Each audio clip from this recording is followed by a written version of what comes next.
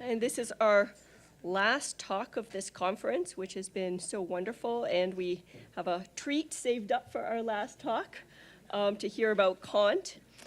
The topic of this talk is Kant on the Passions and Instrumental Reason, and our presenter is Professor Rachel Zuckert from Northwestern University.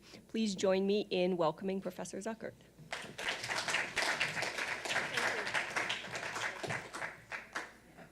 So I'm going to stand up here just to sort of retain some energy at this time of day. So I start with, sorry, I want to have the stopwatch on when it's not really cooperating. Okay. So I want to start by also echoing what other people have said. I so appreciate everyone who organized this conference. It's a ton of work, and it's been great and kind of beautifully organized. I also just want to take a minute to remember Karl Emerich's giving a talk on Kant at Notre Dame. He's a great Kant scholar, and he died just about a year ago today. Okay, so onwards to the apologetic prelude, which I had one, and now I have two, and then I had three. So, so number one, like other people, this is a talk or paper in progress, and specifically what I'm trying to do here is, just like I was mentioning to people earlier, take this work of Kant's anthropology from a pragmatic point of view, and which is a write-up pretty much of his lecture notes on anthropology, as you may know. And it's kind of chatty, and there's this example and that example and blah, blah, and what's the theory there? So that's what I'm doing here, really, is just trying to kind of put it into the shape of a theory, what Kant has to say. And I haven't had a chance really to think about that theory, but maybe you all can kind of help me with that. So that's apology number one. Apology number two, or something like an apology, is this. So Kant has the reputation for thinking that the emotions have no place in morality, or if they have a place in morality, it is to, be suppressed, basically. So I think, that's just not really the consensus view anymore, and there's been work for about, I don't know, at least 25 years by many, many people, including your wonderful colleague, those of you at Notre Dame, Alex Cohen, about why that's not right, about what Kant thinks about emotion. That said, I am now going to give a talk that is almost entirely about reason. So, so yes, it's all ultimately reason, but it is about reason being bad, at least. So that's slight change from the stereotype. And third, this is my new apology. We are now just going to retrace the steps of Collins' paper in a kind of more moralistic tone. Okay, so it's Kant, so moralistic. All right, onwards. So now I'm moving into the introduction. Among his various provocations and attacks upon Enlightenment optimism in the second discourse, Jean-Jacques Rousseau argues that reason is deleterious to human morality. The primary source of morality in humans is the feeling of sympathy. Rousseau proposes it is the source of all the social virtues. He names generosity, mercy, humanity, benevolence, friendship. By contrast, reason engenders amour propre, which is, as he writes, and this is on the handout, quote, a relative sentiment which inclines every individual to set greater store by himself than by anyone else. That is to say, he uses this term to refer to a competitive love of self or a desire for superiority over others. It is, according to Rousseau, the source of, quote, all the evils that human beings do one another. And in describing the rich, he says, it is expressed in, quote, and this is also on the handout, the pleasure of dominating, a pleasure so great that one will, quote, disdain all other pleasures, like those ravenous wolves, which once they have tasted human flesh, scorn all other food, and from then on want to devour only men, unquote. So it would appear that the ultimate source of human evil is reason. So obviously, unlike Rousseau, Kant identifies reason as the source of morality. But I'm going to talk about in this paper the fact that I think he endorses significant aspects of this Rousseauian critique all the same in his account of the passions. Kant's central examples of the passions are very close to Rousseau's pleasure of dominating, or another term Rousseau uses, consuming ambition. For Kant, he calls these the manias for honor, domination, and money. Echoing Rousseau, Kant claims that the passions are, quote, without exception evil, and I give you the fuller quotation of this on the handout, and that they're also always connected with reason, and therefore not attributable to mere non-human, non-rational animals, unquote. So, one may ask, or at least I propose to ask, in what sense, for Kant, are the passions always connected to reason and yet also evil? That is to say, given that for Kant, reason is the source of the moral law in general and of the goodwill individually, how are we to understand reason's contribution to the passions and their evil, and to differentiate that contribution from the goodness of reason as such? Kant himself does not raise these questions explicitly. I'm going to propose that the answer is twofold within his account. First, that the error of the passions, which is what Kant calls delusion, consists in the agent being taken in by reason's own illusion or false appearance. And yet, also second, that this illusion can be identified by reason. So, Kant's account of the passions is in effect a case of critique in the Kantian sense, that is to say, of reason's identification of its own errors. To make out these answers or to fill them in, something like that, I am going to be introducing a distinction that Kant himself does not explicitly make, that is, that between instrumental reason and systematizing or end-setting reasoning. And I sort of want to, I guess I do want to suggest that instrumental reason on Kant's account is actually the problem. Okay, so I'm beginning by talking about Kant's view of the passions. I'm going to identify, as you see under part 3, 2 levels of reason's involvement in them, which I'm going to call formal and material. This is, Kant's version of what Rousseau is saying when Rousseau says that reason produces amour propre. And then I am going to discuss the ways in which Kant's arguments concerning the badness of the passions comprise criticisms of one form of reason, instrumental reason, by other forms, namely prudential and moral reason, before I turn to his analysis of the delusion. So that's my plan. Okay, so onwards to Roman numeral 3, really, in a way, part 1. Okay, Kant on the passions. So unlike others in the 18th century, but it turns out like Spinoza, for Kant, passion or Leidenschaft is a pretty narrow term. It refers to a subset of inclinations, that is, of habitual sensible desires. A passion for him is an inclination that is so dominant for an agent, so all-important, that, quote, and this is on the handout, it prevents reason from comparing it with the sum of all inclinations, unquote. Passions, that is, block the agent from considering competing desires or interests. She just focuses single-mindedly on satisfying that one inclination. We might now call them obsessive or addictive. Kant actually talks about gambling in this context. And Kant himself, as I noted, calls them manias, that is, forms of mental illness. An approachable example is the passion for revenge. We heard about Medea earlier. As Kant observes, the agent in grip of this passion focuses so exclusively upon revenge that she is even unconcerned about her own happiness or survival or the survival of her children and so forth, much less moral claims upon her. So, for Kant, passions are problematic for agency because, he says, they undermine the, quote, sovereignty of reason in precluding deliberation.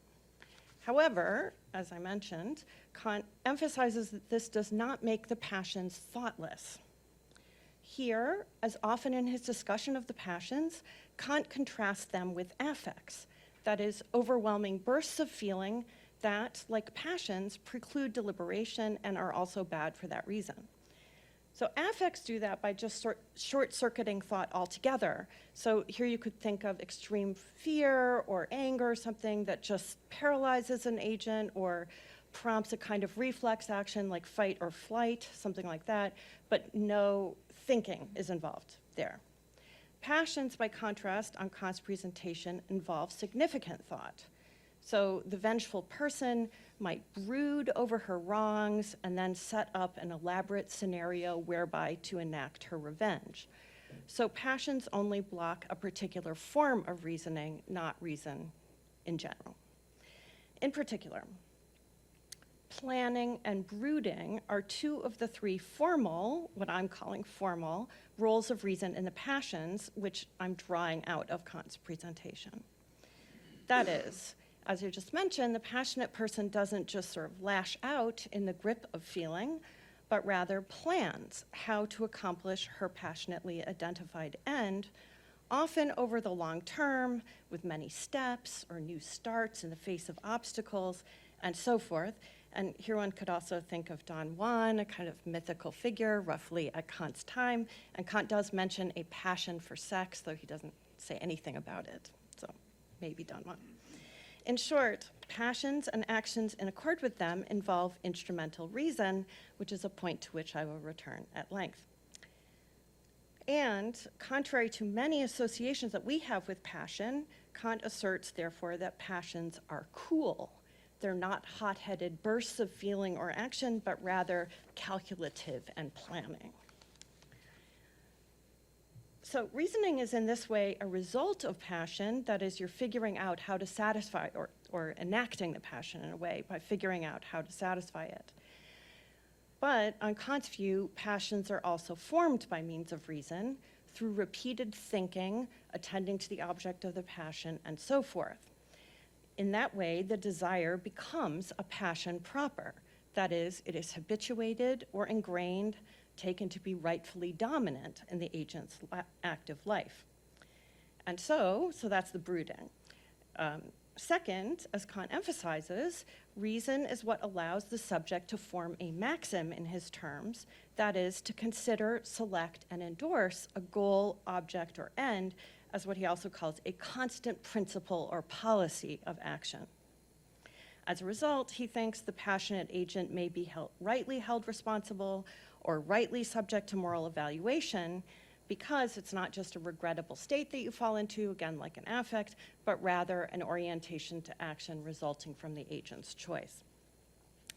Passions are therefore both stable and action organizing. They identify an end, like revenge, and construct overarching plans of action.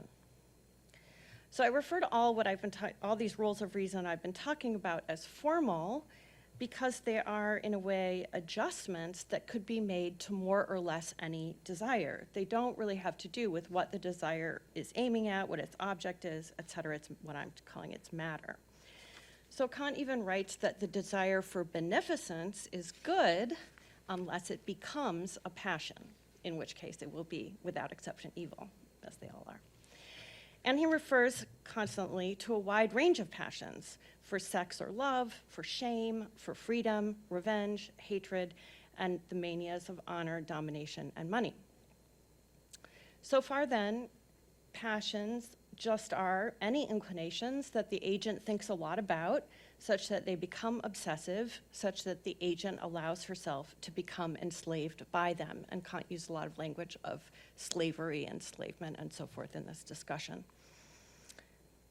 However, Kant also, this is a moment like the Collins puzzlement, like why, but Kant also claims that passions have more specific contents. So inclinations in general could be directed at many, many things, but I'm not sure why, passions, quote, are directed only to human beings and can also only be satisfied by them, unquote. And in the subsequent discussion, he focuses even more discussing primarily the manias for honor, domination, money, and revenge. And I'm going to refer to this group, which I'm going to focus on from now on mostly, as the manias. These passions are quite close to what Rousseau is worried about, especially the manias for honor and domination. So I give you a quotation on the handout where Kant is describing the mania for honor as arrogance, namely, quote, arrogance or the unjustified demand on another person that he despise himself in comparison to oneself, unquote. Okay, so that's what kind of thing Rousseau is worried about. So in the case of these manias, I suggest, reason is involved in forming the passion not just formally, but also materially. That is to say, reason constitutes the object of the desire and is necessary for the agent to understand or have such a desire. I think this is clearest in the case of money. Money is a conventionally agreed upon object used to facilitate exchange. Therefore, it is itself a product of instrumental reason, and one is able to understand and use it only by using instrumental reasoning. Strikingly, Kant claims that money is a means not to obtain goods or satisfy desires, as one might think, but rather to use other people as means by paying them. And here I think Kant is probably influenced by Adam Smith, who's thinking about money and as part of exchange of labor. Kant thus claims that the mania for money is similar to the desires for honor and domination. In all three cases, one aims to use other people to accomplish one's ends, either through paying them, having authority over them, or through having their good opinion. In all three cases, one thus needs to engage in instrumental reasoning to have that desire in the first place, that is, just to form a conception of that object. The mania for revenge, as I mentioned, another of Kant's central cases, seems to me something of an outlier in that it involves moral rather than instrumental reason in the conceptualization of its object, which Kant notes.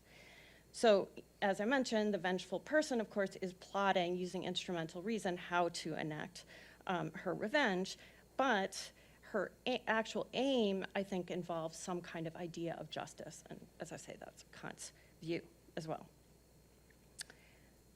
So all of this, to wrap up section 3, so all of this is a way, I think, in which Kant is filling out Rousseau's sort of intimated or implied blame of reason with more discussion of how reason is involved in forming the evil passions. That is why they can't be attributed to non-human animals. But Kant also, in doing this, reorients one's understanding of them, I think, somewhat differently from Rousseau.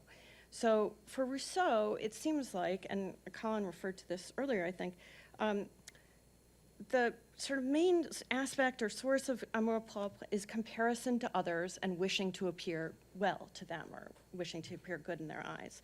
And so the contribution of reason seems to be primarily comparative and reflexive. That is primarily thinking about, like, how do we all stand with respect to some good characteristic, and then how do I stand as other people are judging me in that ranking. So for Rousseau, these phenomena are also really strongly associated with deception, or at least superficiality, inauthenticity, and so forth, like trying to appear that way even if you aren't really, and so forth. And that kind of thing figures a little bit in Kant's account. I'm going to come back to that at the end. And obviously Kant does not like deception. But for him, the passions, I think, are much more strongly associated with instrumental reason, which is like not part of Rousseau's account really at all, that I can tell. So, and I think this role of instrumental reasoning in the passions is crucial for Kant's analysis of why they are bad, and I'm now turning to that. Okay, so part 4. So I think Kant's task in identifying what's bad about the passions is more complicated than for him than it is about Rousseau, given the role of reason in them. That is to say, Rousseau, again, is not particularly explicit about what grounds he has for condemning amour propre or why one should or something, but you could read him as a sentimentalist on this point. So moral goodness and approval of morality comes from sympathy on the one side, and you could say disgust is the way we're aware of, a moral compass for recognizing evil for Rousseau. And definitely his description of the rich as the cannibals actually, seems framed to elicit a kind of disgust at their behavior. So I think that's a relatively straightforward way you could think about this kind of condemnation of reason, like from a different point of view, from the point of view of moral sentiment. Given that Kant thinks that morality issues from reason, he can't do that. And instead, he has to do a kind of sorting out of good versus bad uses of reason or mistaken turns that reason takes in these cases, and that has to be done on rational grounds. So I think this is, in effect, what Kant does in his comments about the passions and why they are bad, and I made a little chart on the handout. My students, we were talking about student evaluations earlier. My students hate my charts. I hope you won't hate my charts. I kind of like charts. What's wrong with them? But anyway. Okay, so I have this chart because I think there are sort of these four sets of reasons. He does actually make a couple other, but four sets of reasons, broadly speaking, why the passions are bad. So two of those kinds of reasons have to do with passions in general that I was talking about as formally formed by reason. And then two having to do with the manias specifically, and then these are from the point of view of prudential and moral reason, respectively. I should say prudential reason for Kant means reasoning concerning how we can be happy. So that's that point of view. Okay, so just marching through the various boxes, starting with the first row. Kant argues that any passion is bad, as I've already mentioned, because it prevents deliberation in the sense of considering other options, taking into account other needs, inclinations, et cetera, that one might have, or countervailing reasons against fulfilling this desire, and so forth. And that blocked deliberation is almost like definitionally bad from the point of view of prudential reason, because the passionate person just won't be able to accomplish the satisfaction of all her inclinations, which is one of Kant's main definitions of happiness, because the passionate person just downplays, ignores, blocks, whatever, all the other inclinations. And here again, one can think of the vengeful person who, ruins her health, neglects her family, all the kind of things in order to fulfill the obsessive focus on revenge. On Kant's capacious definition of evil, the passionate person is also evil, that is bad from the point of view of moral reason, necessarily.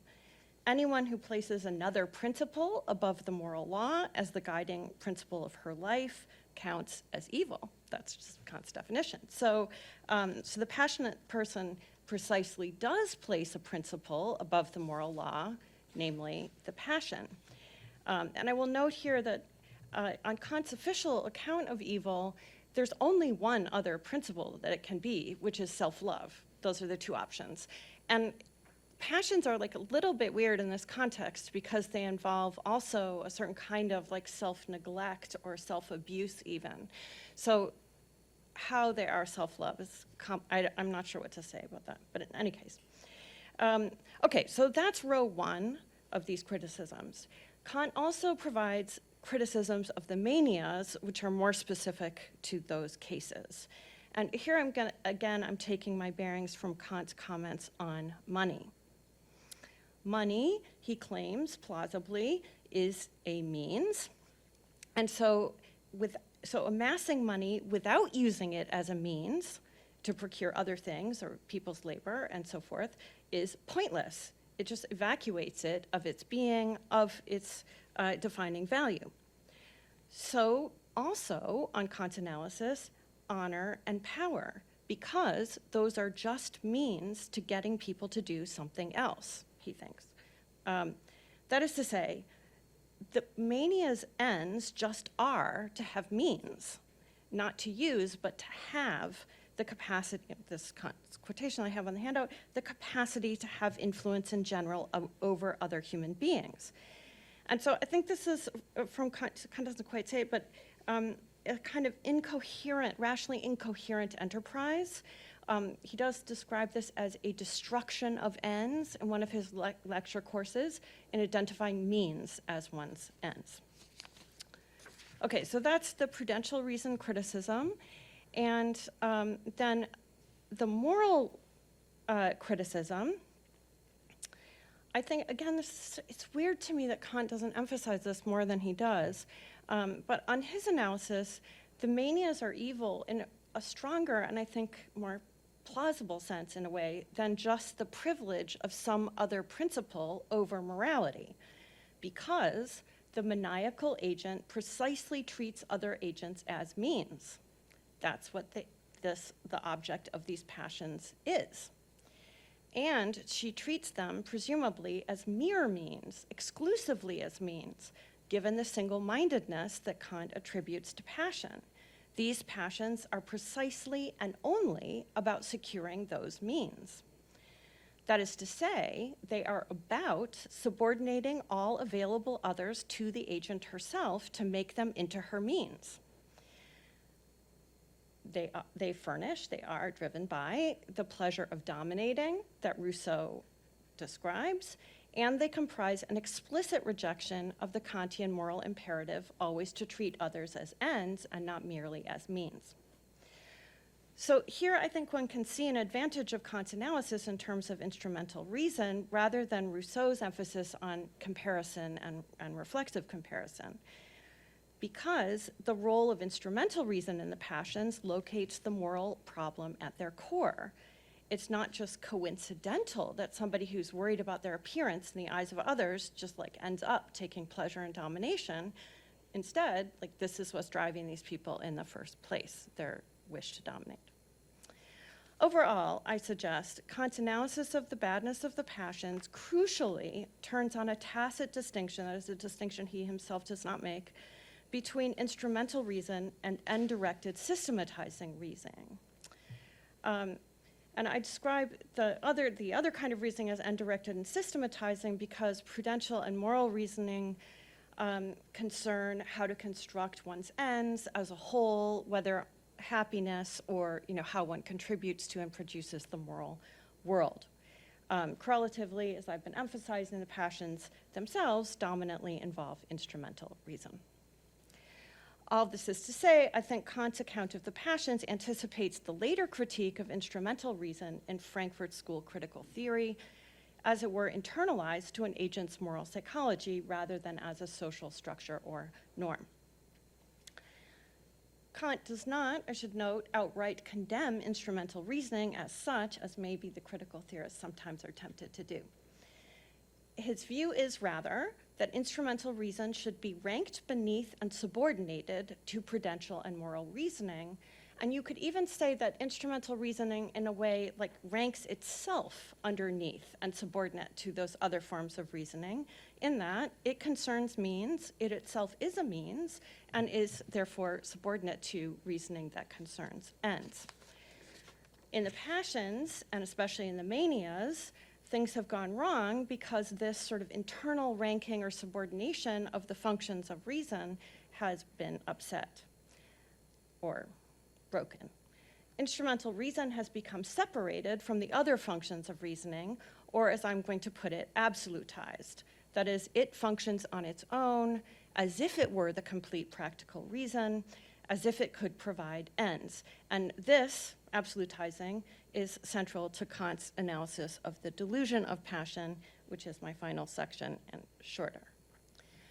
Okay, so far, just to recap, so far I've discussed the way in which, on Kant's view, the passions involve reason and are nonetheless bad, according to the standards also of reason.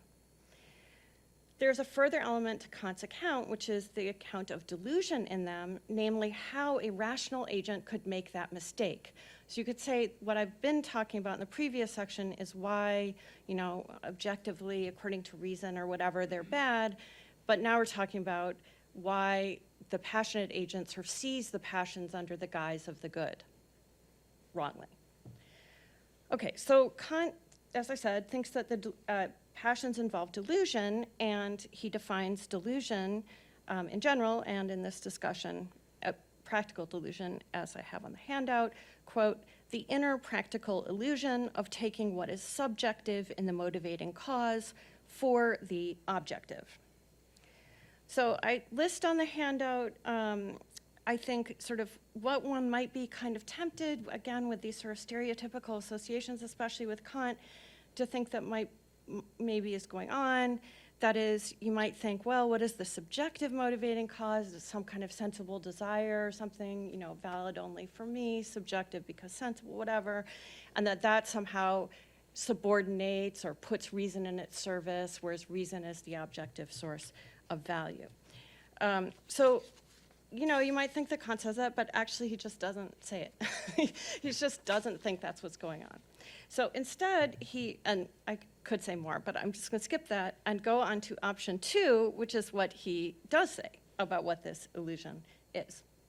And this is about the manias. I would say, another question I do have is he has this account of what goes on in the manias, but how this applies to the passions in the broader category, I'm not sure. All right, so anyway, this passage. So the manias, he says, are inclinations that aim merely at the possession of the means for satisfying all inclinations which are concerned directly with the end. They have, in this respect, the appearance of reason. That is, they aspire to the idea of a faculty connected with freedom, by which alone ends in general can be attained. Possessing the means to whatever aims one chooses certainly extends much further than the inclination directed to one single inclination and its satisfaction. Therefore, they can also be called inclinations of delusion, which delusion consists in valuing the mere opinion of others regarding the worth of things the same as true worth. Okay, so Kant claims here, explicitly and straightforwardly, that the delusion of the manias consists in valuing the opinion of others concerning worth the same as true worth. Oh, I should have put on there that I adjusted the translation a little bit there. I could talk about that if you feel like it.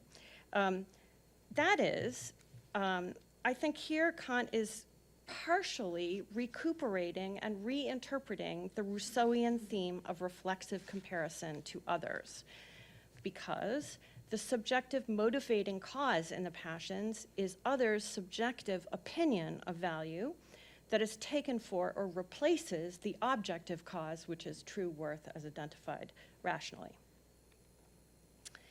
Unlike Rousseau, however, Kant suggests that this orientation towards opinion results from the fact that the passions involve the appearance of reason, or this is at least how I'm reading the therefore in this passage. So I start by saying, I propose that this appearance of reason should be read both negatively and positively. So already negatively, as I've discussed, the passions involve reason, but it is not truly, completely, fully reason. It's mere instrumental reason, isolated and absolutized, and so faulty. And so in that sense, it's the mere appearance of reason, not truly reason. This passage, though, adds a positive sense of the appearance of reason. For here, Kant argues that amassing means, quote, extends much further than satisfying a single inclination, and that it approximates to or aspires to being a faculty of freedom. That is, a generalized capacity to attain, pursue, and satisfy ends. And Kant doesn't say, but one could add here that like moral freedom proper, the object of the manias is also conceived by reason alone, just by instrumental reason alone. The fact that these objects image or symbolize freedom, that is, they symbolize the true object of reason, can explain the passionate agent's persuasion of the rightness, the overriding value of her pursuit, its claim to be one's organizing life principle. So that's a positive, it shows itself as reason. Again, Kant thinks that this is misleading, since a misleading appearance, since the purported freedom is not true freedom. Amassing means for no end is borderline incoherent. So it is a delusion, and the agent is not being moved by the actual true objective motivating cause of true, free, and rational, that is to say, moral action. Instead, Kant suggests, the maniacal subject is, this is where I now link up with Colin. Instead, the maniacal subject is pursuing such freedom as it seems to common opinion in social life to be instantiated. Power, money, fame are, in social life, ways in which one seems to become independent of others' control and able to control others. These are forms of as-if freedom held up to be valuable. The passionate person is taken with or taken in by that subjective opinion by the experience of social life, taking its claims to have the validity of true rational freedom as an overriding highest value. Okay, so my conclusion. So, in his account of the passions, Kant follows Rousseau not only in holding reason responsible for the evils of the passions, but also in attempting to recognize the ways in which passionate agents are attuned to the opinion of others. Crucial to Kant's view and absent from Rousseau's, however, is instrumental reason, understood as a part, indeed almost definitionally a subordinate part, of the overall faculty or activity of reason.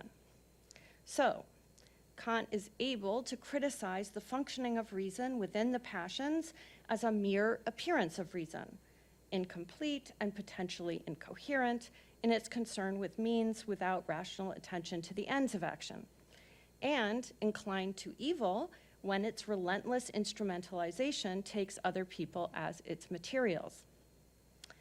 And though I'm not able to discuss this here, as it's at the end of my time, unlike Rousseau, Kant is also therefore able to carve out a space for positive forms of the, I want to end on a happy note, for positive forms of the love of honor, that is, for caring about how others regard us. Such care for others' opinions is not wrong or even misleading if it is tethered to the objective values of achieving knowledge, behaving hospitably, or realizing proper moral and political freedom together. Thank you.